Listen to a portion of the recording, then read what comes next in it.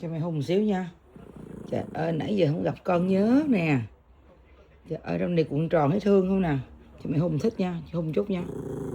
Sao vậy? Đang ngủ cho mẹ hôn hả? Hả?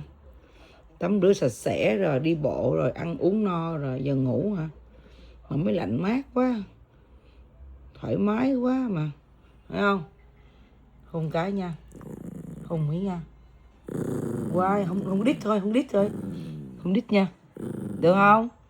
Năn nỉ mà, xin phép mà. Không có đít nha.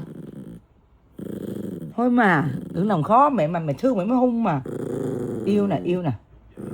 Một cái thôi, hung một cái một thôi, năn nỉ, hung một cái thôi. Một cái thôi mà. Dằn quá, hung cái nha. Xin phép nha. Đó, đó, đó, đó, đó, đó. Ừ quá. Bye bye.